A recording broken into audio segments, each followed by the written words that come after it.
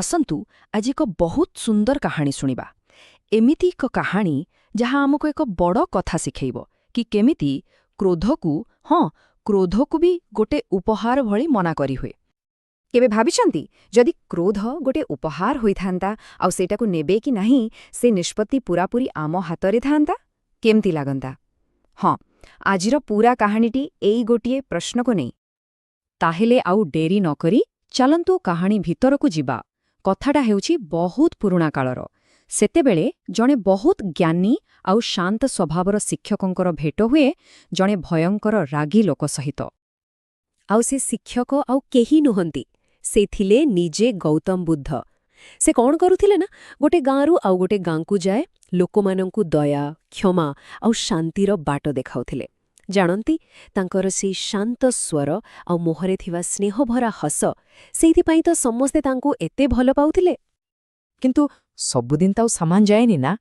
ଠିକ୍ ସେମିତି ଦିନେ ତାଙ୍କ ସଭାକୁ ଏମିତି ଜଣେ ଲୋକ ପଶି ଆସିଲେ ଯାହାଙ୍କ ମନଟା ଯେମିତି କ୍ରୋଧର ନିଆଁରେ ଜଳୁଥିଲା।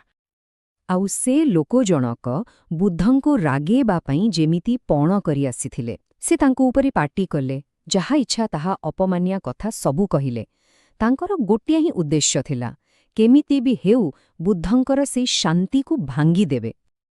କିନ୍ତୁ ଯାହା ଘଟିଲା ସେଇଟା ସତରେ ବହୁତ ଆଶ୍ଚର୍ଯ୍ୟଜନକ ଥିଲା। ବୁଦ୍ଧ ଟିକେ ବି ବିଚଳିତ ହେଲେନି। ସେ ଅସୀମ ଧୈର୍ଯ୍ୟର ସହିତ ଏକଦମ ସ୍ଥିର ହୋଇ ଠିଆ ହୋଇ ସେହି ଲୋକର ସବୁ କଥା ଶୁଣି ଚାଲିଲେ।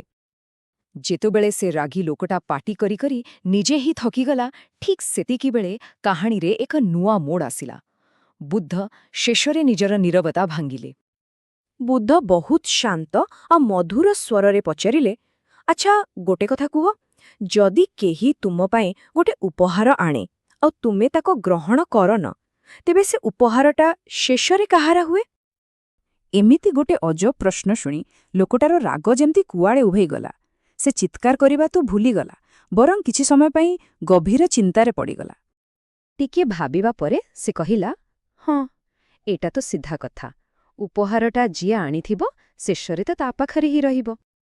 ଆଉ ଏଇ ଉତ୍ତର ଭିତରେ ହିଁ ଲୁଚି ରହିଥିଲା ବୁଦ୍ଧଙ୍କର ସବୁଠୁ ବଡ଼ ଶିକ୍ଷା। ଏବେ ବୁଦ୍ଧ ସେହି ଉପହାରର କଥାକୁ ସେ ଲୋକର କ୍ରୋଧ ସହିତ ଯୋଡ଼ିବାକୁ ଯାଉଥିଲେ। ବୁଦ୍ଧ ସ୍ନେହର ସହିତ ବୁଝେଇଲେ, ଦେଖ, ଠିକ୍ ସେମିତି ଆଜି ତୁମେ ମୋ ପାଇଁ କ୍ରୋଧର ଗୋଟେ ଉପହାର ଆଣିଥିଲ, କିନ୍ତୁ ମୁଁ ଏହାକୁ ଗ୍ରହଣ ନ କରିବା ପାଇଁ ସ୍ଥିର କଲି। ଆଉ ଯେହେତୁ ମୁଁ ତୁମ ଉପହାରକୁ ଗ୍ରହଣ କରିନି, ସେଇଥିପାଇଁ ସେହି କ୍ରୋଧ ଏବେ ବି ତୁମ ପାଖରେ ହିଁ ରହିଗଲା। ବୁଦ୍ଧଙ୍କର ଏହି କଥାଗୁଡ଼ିକ ଯେମିତି ତୀର ପରି ସିଧାସଳଖ ସେ ଲୋକର ହୃଦୟରେ ବାଜିଲା। ତା ଭିତରର ସବୁ ରାଗ ଯେମିତି ପାଣି ହେଇଗଲା, ଆଉ ତାର ସେ କଠୋର ମୁହଁଟା ବି କୋମଳ ହୋଇଗଲା। ସେ ଲୋକର ପାଟିରୁ ଆଉ କିଛି କଥା ବାହାରିଲାନି। ବହୁତ ବିନମ୍ର ଭାବରେ ସେ କେବଳ ଏତିକି କହିଲା, ମୋତେ କ୍ଷମା କରିଦିଅନି। ଆଉ ଯେତେବେଳେ ସେ ସେଠୁ ଫେରିଲା, ତା ମନରୁ ସେ କ୍ରୋଧର ଭାରୀ ବୋଝଟା ଯେମିତି ଓହେଲାଇ ଯାଇଥିଲା।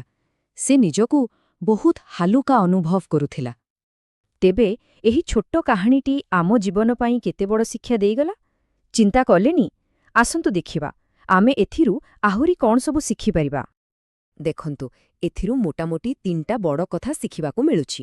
ପ୍ରଥମ କଥା, ଅନ୍ୟ କାହାର ରାଗକୁ ନିଜ ଉପରକୁ ନେବାଟା ଆଦୌ ଜରୁରୀ ନୁହେଁ।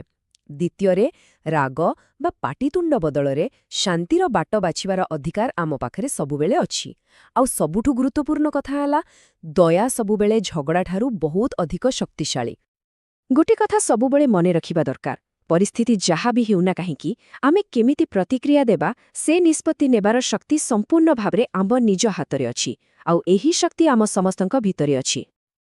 ଏବେ ଶେଷରେ ଆମେ ନିଜକୁ ପଚାରିବାର ସମୟ ଆସିଛି, ଆମ ଜୀବନରେ ଆସୁଥିବା ଏ ଯେଉଁ କ୍ରୋଧ, ଘୃଣା ବା ଅପମାନର ଉପହାର ସବୁ ଅଛି, ସେଥିରୁ କେଉଁଟାକୁ ଆମେ ଗ୍ରହଣ ନ କରିବା ପାଇଁ ସ୍ଥିର କରିବା।